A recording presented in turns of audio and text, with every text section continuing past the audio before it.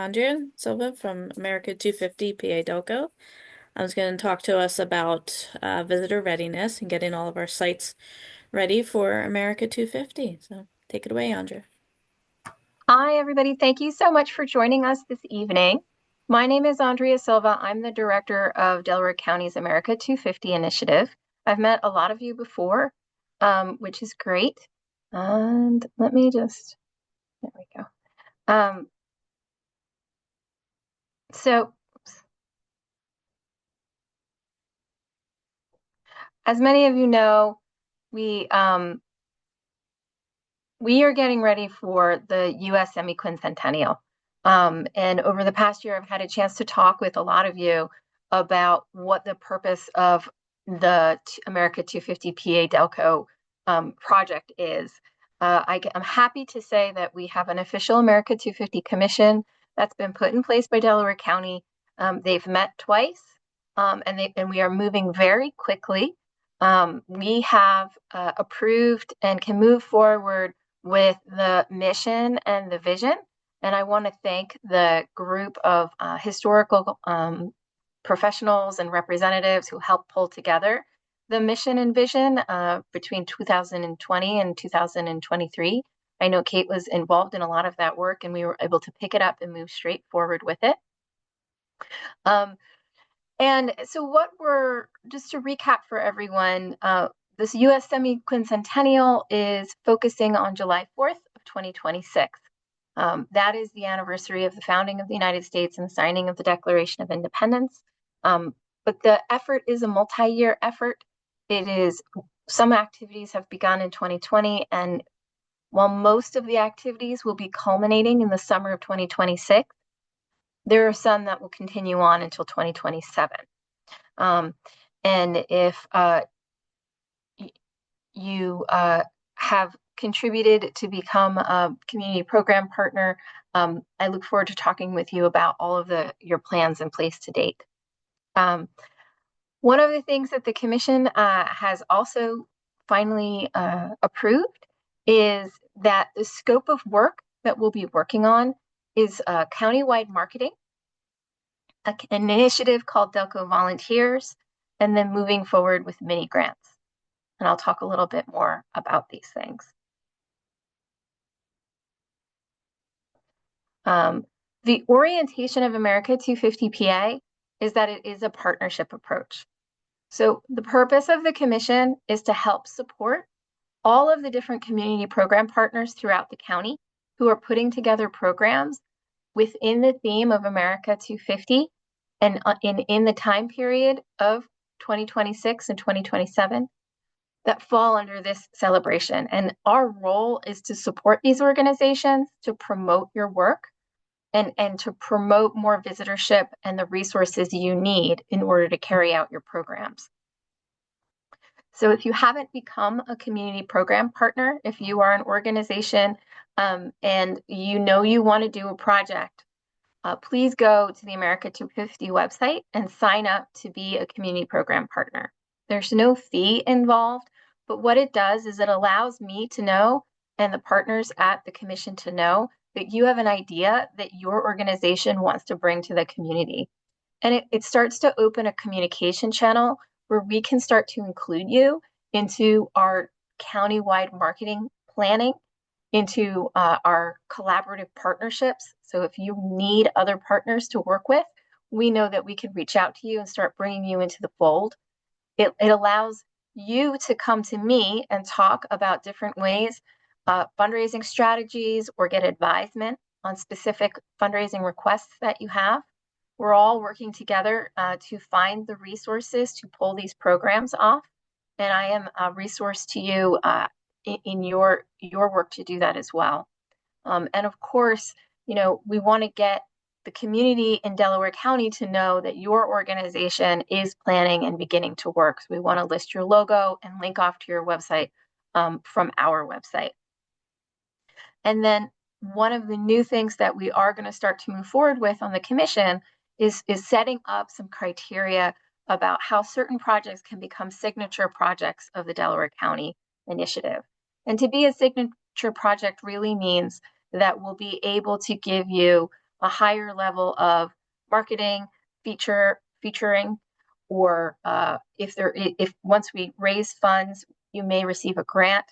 But it allows us to look at the entire pool and figure out who can we who can be featured in our different marketing channels to our different marketing audiences, and how can we really right now we've got about 175 different organizations and entities who are working, and so we're going to sort of build the most momentum around a couple of signature projects and then promote everybody across our different channels.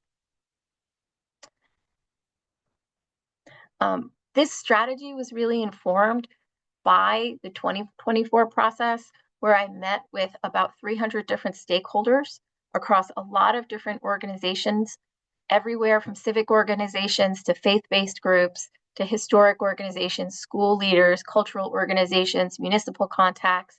And we asked them, what kinds of resources do you need? And these are the kinds of things that people came back to us and said, hey, this is what we really need in order to carry out programs.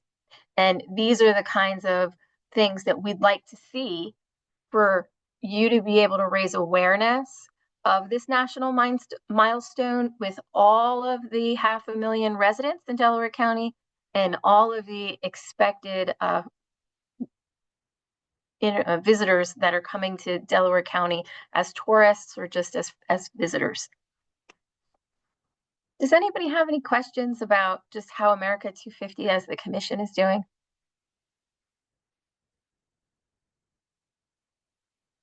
Nope. All right, well, we'll move on. So I thought I would start out today a little bit with an overview of just tourism. So one of the pillars of America 250 is to encourage heritage tourism. When we think about tourism, we're really thinking about it's a specific economic development sector where people are traveling outside of their normal environment, either for pleasure or for business or to see their family. And it's all of the different kinds of support activities that go on for that person's travel trip. In Delaware County, we have a couple different focus areas. Some of you may be aware that sports tourism is really large here in Delaware County. We're expecting the PGA, we're expecting the golf amateurship. We have the Philadelphia Union here. These are some major sports tourist attractions. The next pillar for us is really nature and outdoor recreation. So when you look at our parks, our gardens, our nature preserves, all of these are recreational tourism, is outdoor recreation. The way people come and they enjoy our county is by spending time outdoors. Now, some of these outdoor areas are also our heritage sites. And then lastly, we have our cultural attractions and really our traditions. And this is the way we begin to think about our arts and cultural places like our museums. It's the way we think about our downtowns, our main streets, and all of the shops and those sorts of experience, our winery experiences, our beer brewery experiences. They really fall into our cultural attractions and traditions. And when you're part of what we're doing in preparing the community is to try to bring everybody to a tourism mindset as you start to sit and consider, how am I going to put together a program and how am I going to get my site more visitor ready in 2026? So when we think about tourism, we try to think about two different travel profiles. The first is a visitor. And this is a person who doesn't live in Delaware County. They're coming from another municipality. It's usually 4 hours away or 50 miles away, and they're staying overnight. I'm sorry, they're not staying overnight. These are the people who, are just here. There's the feet on the street people. The second group of people we're looking at, we call them tourists. And these are the people who are staying overnight for 1 or 2, 3 nights here in the county. And the reason we focus on these two groups of people is because the tourism sector in Delaware County is supported through the sale of the hotel sales tax, which is the profits made from room night stays at different hotels. And so the more we can attract visitors to stay in our hotels, the more taxes that will be raised from the overnight stays, and the more funds can go back into marketing and supporting our tourism, hospitality and tourism industry. And a lot of these businesses that make up this industry are hotels, catering, equipment rental, restaurants, nightclubs, anything that has to do with travel and transportation. We do have the Philadelphia Airport here in Delaware County. And so you have to think about all of those car rental places and ride shares. We look at tours, people who are giving walking tours, bicycle, motorcycle, or motor coach tours. And then we think finally about our attraction sites, things like we talked about breweries, museums, adventure parks. And so when we talk about tourism, this is the really 30,000 foot view of the whole sector.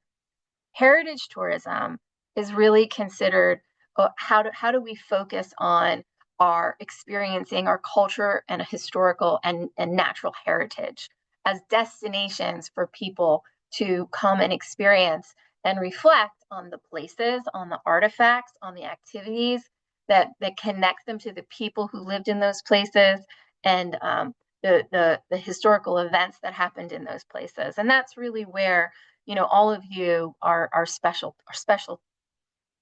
experts. So some of the trends that are coming out in heritage tourism right now are this way of creating individualized heritage tours.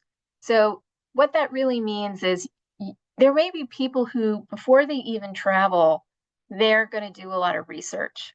And they may be doing research like, how do I find the exact location of my ancestor's home or property? How do I find out places my ancestor may have lived or worked or visited or farmed from that time period?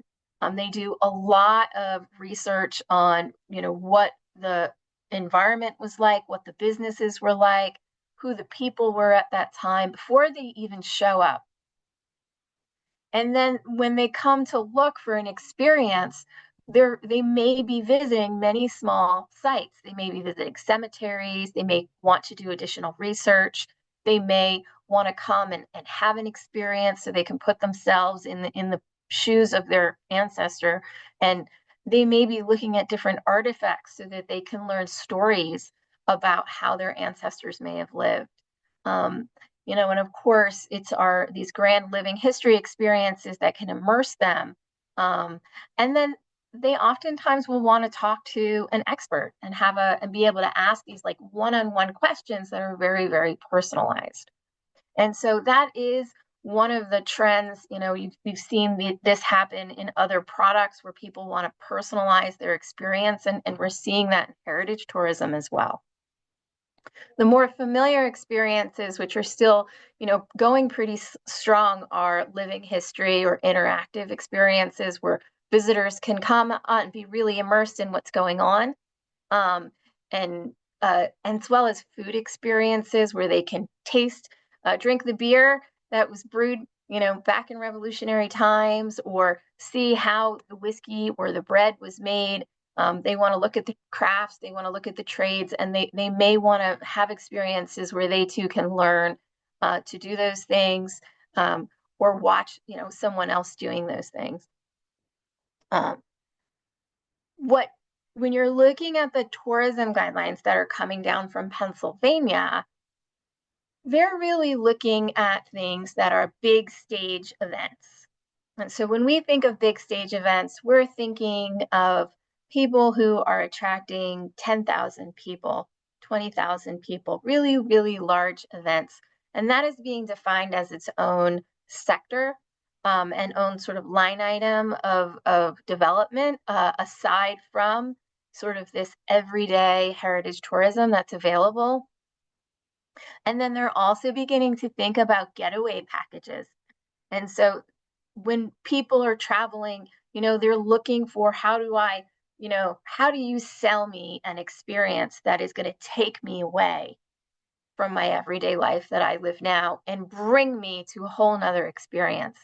And these are all inclusive experiences that are designed and sort of promoted out to our visitors.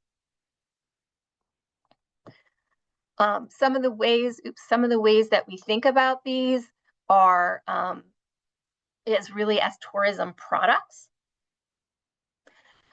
Living history experiences for us will probably be the most common for America 250 because all of you are representing these periods in history and you already have the environments, and many of them are decorated with the items that made up these time periods. And so when people come in, they truly are reliving what it was like to be during the period that you are preserving in your site. The positives is that you're bringing this enriched experience. There's a lot of opportunity in living history for earned media or social media content generation.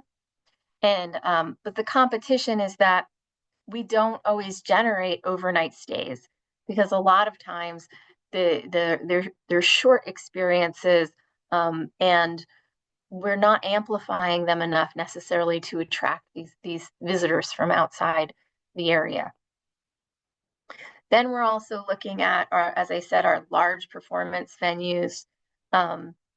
Another popular tourism product right now that you may see are large scale public art installations. Some of you may have seen at the Navy Yard, they had an inflatable octopus installed in one of the buildings. And that's an example of one piece of public art that people were attracted to the Navy Yard to see for this short period of time, this specific art installation. In the historic preservation world, there's an organization called Monument Lab, which hosted a piece called the Declaration House, which was in Thomas Jefferson's house. So these are examples of how they're really bringing contemporary artists into historic spaces and doing very temporary projects to attract a new base of visitors. So it's short time, it's bringing a new relevance to the space and a new really constituency group who are really coming to see the art, not and then learning about the history on top of that. And then festivals are another big example. One of the ones that was recommended to us was comedy festivals. But there's all kinds of big festivals.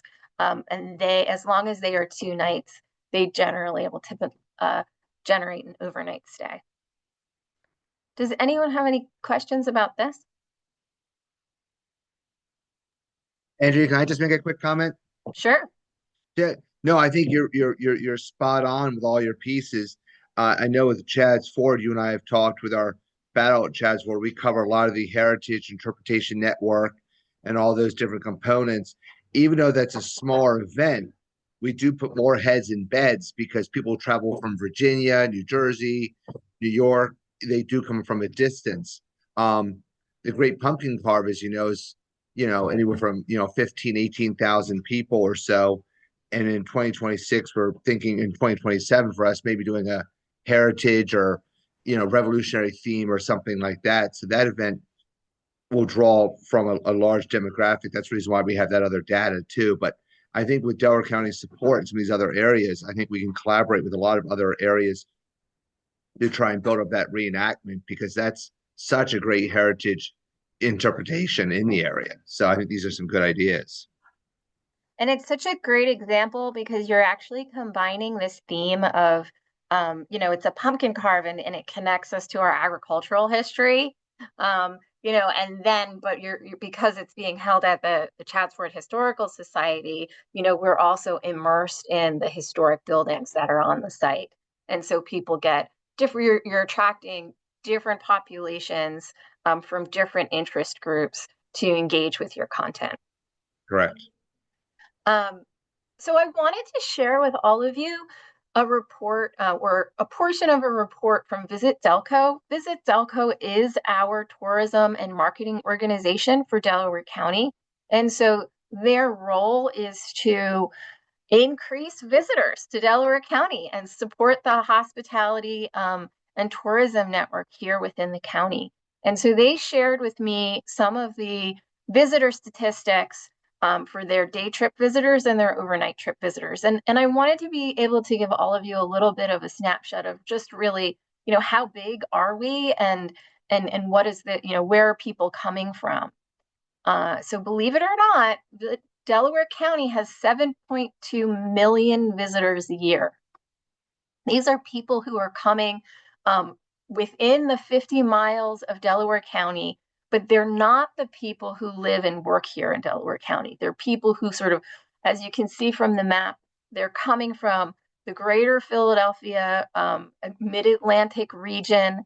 I tried to show you the US map, and you can see all the areas in blue are where we are attracting people from. And so we really do get the majority of our folks from the Mid-Atlantic and a little bit of the New England area.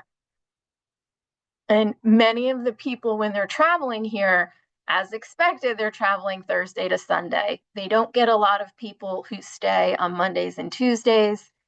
They're really only visiting the county for 8 hours. They're visiting for 1 day.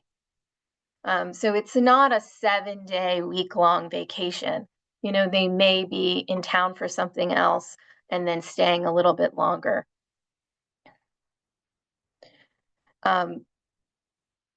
So we have, if you just look at the folks who are outside of 50 miles from Delaware County. So these are the people who are staying for the day or coming overnight, but they are outside of this sort of 50-mile radius, the much larger metro areas.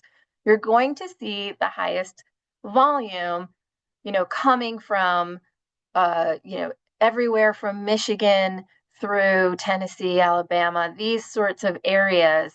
And then you'll see these hot spots. They're going to be from our other airports and other major metro markers.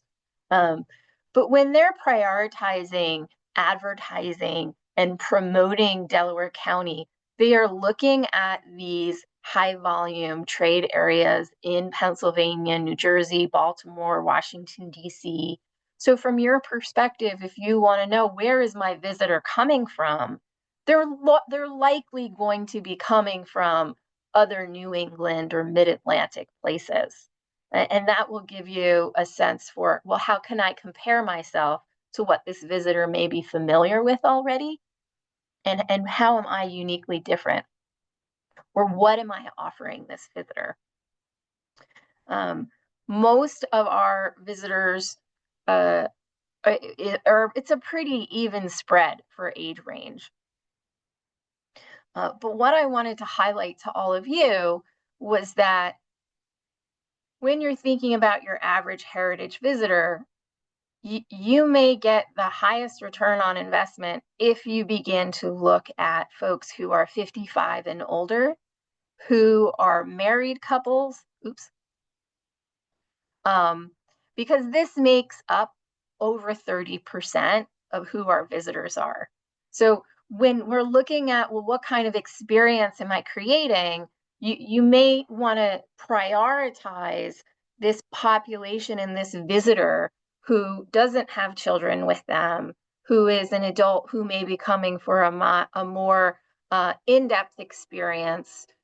They may be looking for a food and dining experience that has wine or beer with it, or experiences that where they can sit for 90 minutes and get an in-depth, detailed way of moving through your space. And so as we think about, should you prioritize developing programs for families, with children, you're going to say, well, that's only going to be about 28% of the visitors. So if you have to prioritize what kind of programming you're going to design for, you may want to prioritize first for the married couple and second for the household who might be bringing children, as opposed to just designing for, say, a single male visitor coming to your site, or a single female visitor. So as you start to look at content that you want, programming you want to develop, it's good to begin to understand, well, who are the visitors who are coming here, and because that's the marketing that's being attracted. Most of our 30% of our visitors stay in hotels. Of course, we would like to increase that. And they are, when we look at why they are coming, they're coming because they want to see family and friends. They're a leisure traveler, which means they have some more time. And they're a business traveler. The largest percentage of travelers in Delaware County stay with family and friends. And part of that is because we have a lot of colleges and universities here in Delaware County. So when you have 13 universities every May, why are people coming? They're coming because they have someone graduating and they're staying in our hotels, right? When you have a large residential population, what's the number two reason why people come to stay with family and friends? Because someone's getting married, right? And so our wedding venues, which are often in our hotels, are also filling up with family and friends. So we really don't have major attractions that are driving our tourism industry. So when we start to look at the third and fourth and fifth reason why people are coming, we are seeing that they're coming because of sports marketing, because they're coming if they're in a sports tournament, or to enjoy a game at one of our sites. Those are the sort of top reasons why visitors are staying overnight in Delaware County.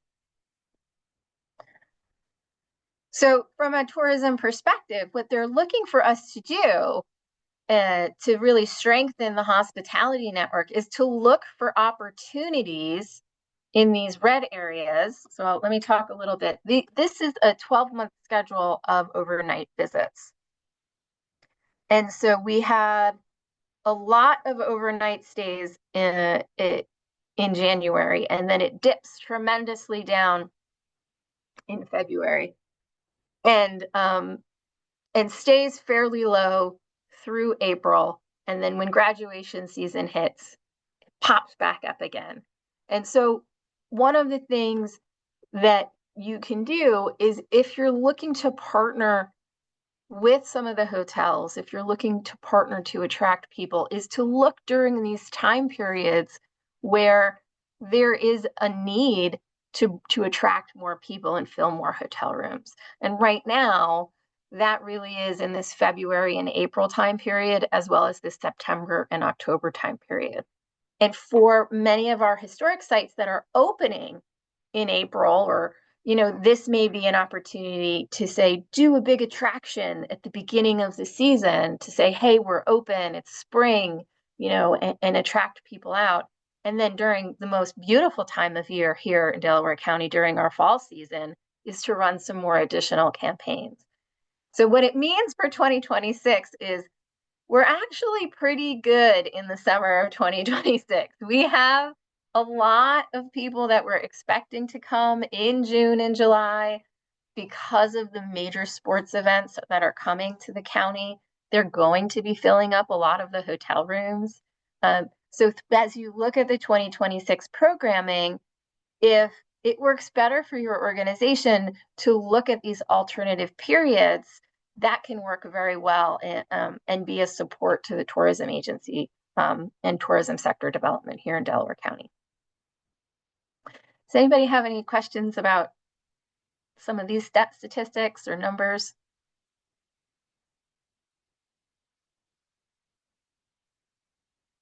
All right.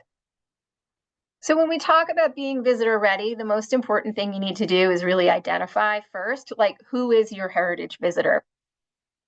So there's been a little bit of research. Many of it is a decade old. They haven't really updated it yet, but we'll look for it. And if I find it, I will share it back out and I will put it on the resources page for America 250 PA Delco. I have a page on my website where I list resources. All of these resources are listed there. And if I find additional resources on heritage tourism, I will put them there for all of you to dig deeper if you'd like.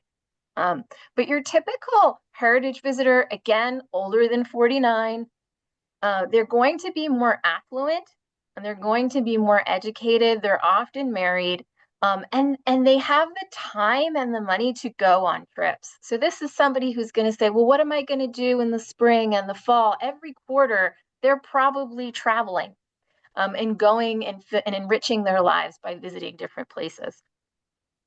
On average, they spend about $1,300 to $1,500 on a trip, and they are more likely to stay in a hotel. But they're looking at all of these different expenditures of their trip. They're looking at how do I do activities? How do I do dining? How do I do shopping? And so when you're starting to identify your heritage visitor, we want you to start thinking about like, well, what kinds of, who is this person and what kinds of other things do they want to do besides visit my site? They might be visiting other historic sites. They might specifically be looking for reenactments. They may be visiting art galleries or going to a craft fair. They may be looking at dance performances or going to our state parks or local parks that are here. These are the kinds of activities that heritage travelers want to do. And after you kind of identify who your visitor is, then we want you to sit back and start to evaluate your site. You should ask yourself, if this is my heritage visitor, is my schedule working for them?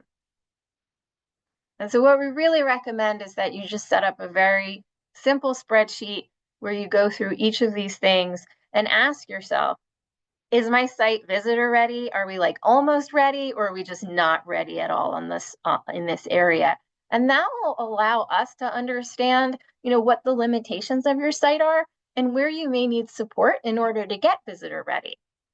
So if you can tell us as partners, hey, this is what we would need to be visitor ready, we may be able to connect you up with different partners, or as a collaborative, go out and seek funding or support to meet those needs. Right now, there are people who are coming and going, how can I help? And with what we want to do with Delco volunteers is to be able to say, here is how you can help. And we want to funnel them to our different historic sites. And in order for you to be able to get that help, we need to know where you need help with. So the easy way to start is to have a simple spreadsheet where you can start looking and evaluating your own site and ask yourself, is our opening schedule convenient for visitors? Are we offering a couple of different kinds of programs? Are we offering self-guided programs? Are we offering guided programs? Is there an app? How do people get more information? And think about who that visitor type is and whether you could do more things at your site to enrich their experience. Take a look at your exhibits and displays. Do you feel like they're at the highest quality? Do they need to be refreshed? If you are thinking about a person who is between the ages, who is 55 and up, is it interactive? Is it immersive? Are there ways that you can engage and enrich what you're doing so that the person who is coming can have a diversity of experience? I've been following some of the museum leaders in the area, and most people are designing exhibit displays or exhibitions, really, that are about 90 minutes long. And so when you think about it, if a person is coming into one of your buildings, is there enough content and experience in that building to guide them through a 90-minute experience? And if it's less than that, then start to think, well, is there something outside of my building? what kinds of things can we enrich your site with to create these 90-minute experiences? That's sort of the go-to time for your typical exhibit design right now in museum world. And when we look at different ways to make things interactive and immersive, some of it is very much using all of the senses. So what are they hearing? What are they seeing? What are they smelling? Can they touch anything? Is there any adaptations you can take for folks who may need assistive devices in order to engage with your material? And finally, is it immersive? Are you transporting them to a different place? Because these are the kinds of things that people are sort of looking for. The other thing you should think about when you're evaluating your site is, what kind of stories are you telling? So if you do have an African American couple that comes in, will they want or be more engaged to hear a story about how African Americans were living at your site during the time period that your site is representing? If you have someone come in who is a teenager, are they going to want to hear about a different kind of person? Mothers may want to hear about the life of mothers. Farmers people may want to come and hear about what the farm life was like. People who love food may want to come and hear stories about how food was a driver for the people who live there. So there's all these different ways and all these different stories that you can tell. And as you're stepping back to consider, how do I engage people in my site? Do a little assessment of the kinds of stories that you're telling. And then again, look at your calendar of events. Are you having a variety of events? Are there particular events that you want to focus on because that's where you want to make a difference in attracting people for that year? And of course, the commemorative date you're tying it to is America 250. So that was it. Once you have kind of done your site assessment, then we recommend that you start doing a customer journey map. And this is where you say, I am a person. I'm going to walk myself through every part of engaging with my site. I'm going to go to my website. I'm going to Google my site. I'm going to Google the words that the person may be putting in and see what shows up so you can start to understand your competitors. And then go to your website and ask yourself, are there any improvements that I have to make here? You have to begin to anticipate what people may be looking for on your website, and is it easy for them to find?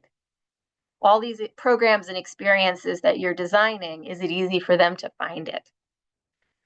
And then you can start looking at other ways that a site like your own may be marketed. Are people looking at travel guides? How are those travel guides marketing your site? Are they looking at blogs on blog articles? How are they writing about sites that might be similar to yours? These are ways that you can start to look at your reputation in the community and make sure that the stories you're telling now and that you're planning for 2026 are the stories that are out on the internet that are being told about your site, because it's the many different people who are coming to your site and all the different things that they're experiencing. When we're marketing sites today, it's about capturing, all the different perspectives and getting that out to hit different audiences. And then it's saying, well, now I've finally got the person to come to my site. I'm going to get out and I'm going to start looking, do I have signage? Is it clear to park? How is my admission desk when they get there? Do people know where to go when they get there? Do they know where the entrance is? Do they know where to get the ticket? Is it a good, positive experience? And start walking through your site and map out over this, say, 90-minute period, where do you want people to go? and what is the experience that you're offering to them at each one of these sites. And if you walk them through the entire site, then you'll start to have a sense of, now I know where I can control different activities and what's going to be completely out of my control. And those are where you can start changing and improving. So we talked a little bit about these. We'll share this out and you can use this as a checklist. Once you've identified some of the things, then you want to say, I have a goal to improve visitor experience. So once you know that you want to achieve this goal, the first place you should start is greeting people. I think everybody knows that when you go to Disneyland, right, you get your ears and you get somebody waving to you to say, welcome to the most magical place on earth. Now, I know that we're not Disneyland, but is there a way that when visitors are entering your site, that you can delight them and make them feel welcome and make them feel confident that they know where they're going and that they should be there and they're going to have a wonderful experience? And I want to take a minute and pause because I'm really curious to see if anybody else on the line, is there something you already do that you think is really great that you can share with the group?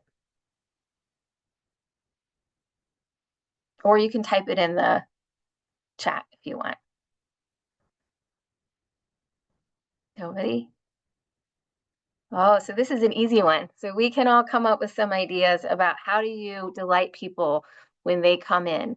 And from a historic perspective, I think one of the best ways that, that I've seen is giving people a chance to, they really need to have a good map of where they can go. And then the next thing is an opportunity to take a picture there. And then the next thing is a human where they can hit and say, here is someone who's welcoming me and inviting me into the space and saying, please come into my home.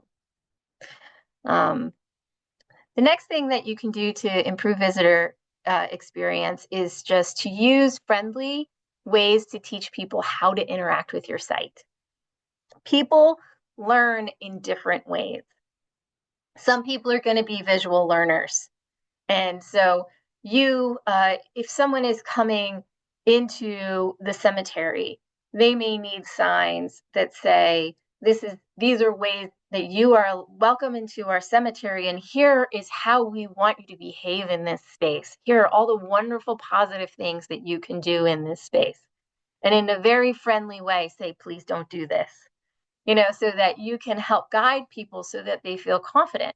Some people are not going to be visual learners, and they may need to get that information in a different way. So they may need someone available to talk them through it because they're a verbal learner.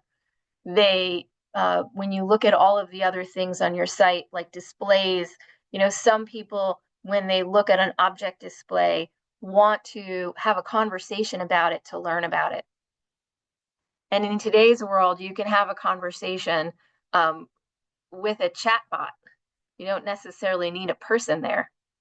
But it's a kind of thing where a person may, today, in order to learn, they're not going to necessarily just read the exhibit label. They may want to ask questions. They may want to have an interaction and a dialogue, and that's going to be the best way that they learn. And so as you're looking at the experience that you're giving people, a really good way to evaluate it is, am I communicating everything visually here? If I don't speak English, do I still know what to do in this space? When I was an educator for students with special populations, that was the first thing we did with all of our lesson plans, was to basically say, if I was a person who didn't speak English, or if I was a person who didn't know how to read yet, as our young learners don't know how to read, if I'm a person who has a physical disability or is visually impaired, how do I allow them to learn the wonderful information that I'm trying to impart to them? and you use your creativity to look at the things around you and start to enrich the way that you tell your stories and the things you do on your site. One of the most important things you need to do is to tell good stories, because we can all sit around a table and listen to really good storytellers. People, are social animals. They love to sit and listen to a really good story. It's why we still have music and movies and podcasts and radio, because we love to hear each other tell stories.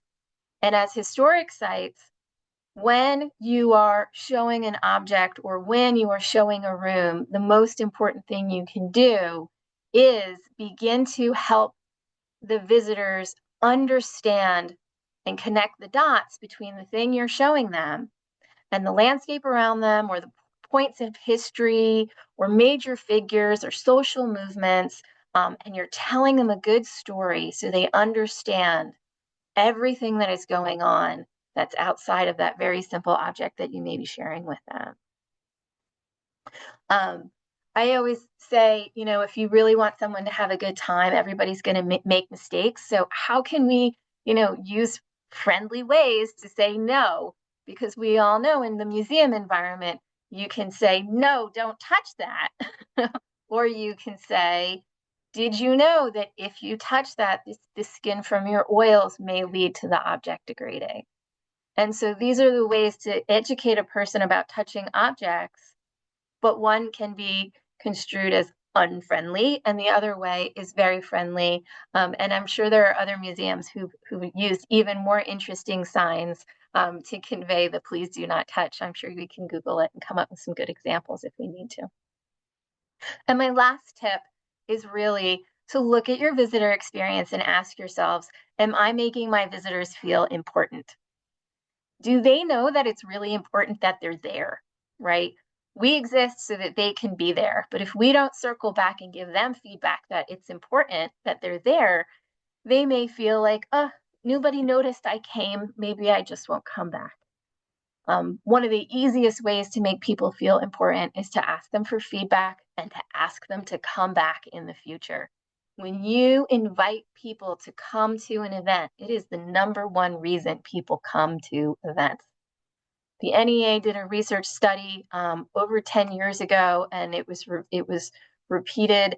And the number one reason that people went to arts and cultural events was because somebody asked them to be there. And the number two reason was because they thought there'd be other people there that they would be friends with. So these are some of the reasons why people are coming out in the first place. The next thing we want to do is start to look outside of our site.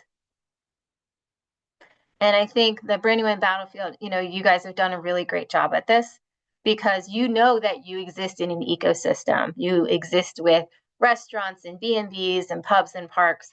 And what I need to do for America 250 is to really look at these little ecosystems and then create tailored itineraries and overnight packages that work along with them. And that's how we can tie what you're doing to the tourism district or the tourism sector. Because when we start to create experiences and we start to think about our visitors from the moment they arrive off of I-95 and have to park their car, to moving through the hotel experience and moving through visiting your site and getting all of their needs met, then and returning home and then getting information from you so that they know when to come back. We're creating this circular ecosystem where they really have a delightful time and they'll come back over and over again because you're a reliable experience. One of the ways we can do this for 2020 for America 250 is to look about some themes. Some of the themes that we've been talking about is agricultural bounty.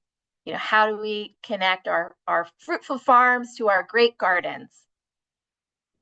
And on your site, if you feel like you can offer this kind of experience and then connect to this theme, we may be able to link you up with some other nearby attractions to attract people who are really interested in that theme.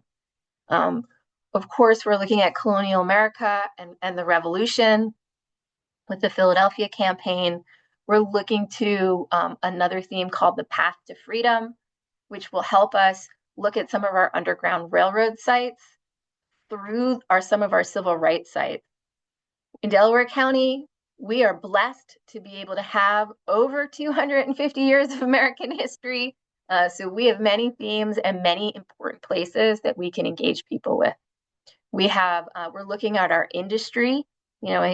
As Kate told me previously, we've got some really wonderful signed walking trails on the industrial trail by the waterfront. So we're looking at our industrial histories, but it's also a matter of how do we connect our industrial history to the mainline mansions that were built from the profits of those histories. So you can maybe create a more enriched experience where you say, here is where the industry happened, and here is where the wealth, here is what happened as the profit of that wealth.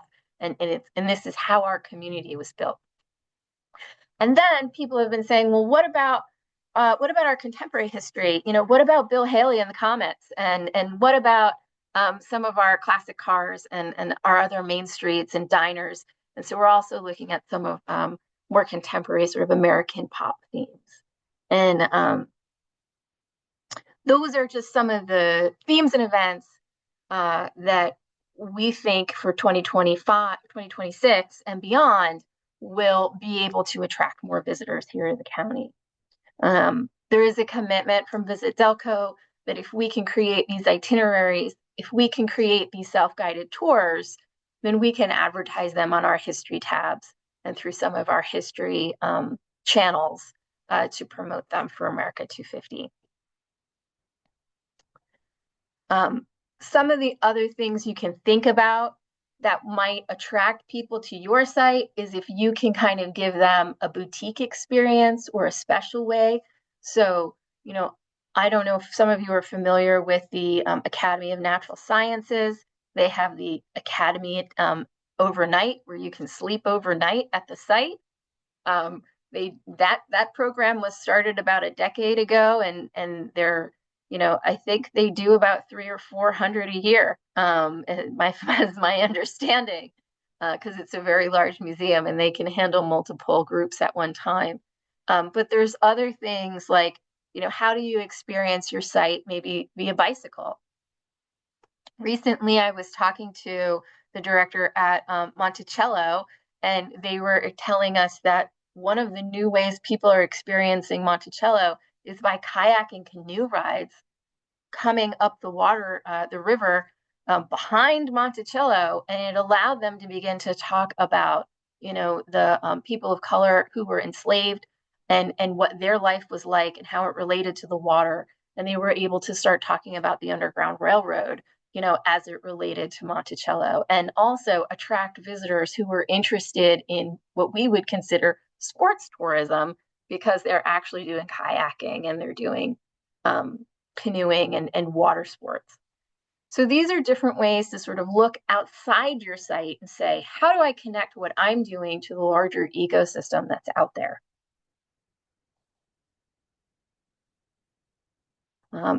These are a little bit of the resources that I refer to in doing this presentation. They will be in this slideshow to share with all of you, as well as on the America 250 site. And that is all I have for today. So I would, if you're interested, we can spend additional time talking about different additional questions or more ideas that all of you have. But otherwise, I'd like to thank you very much and encourage you to reach out to me and talk more about your America 250 projects and ideas. Andrew, can I say one quick thing? Sure.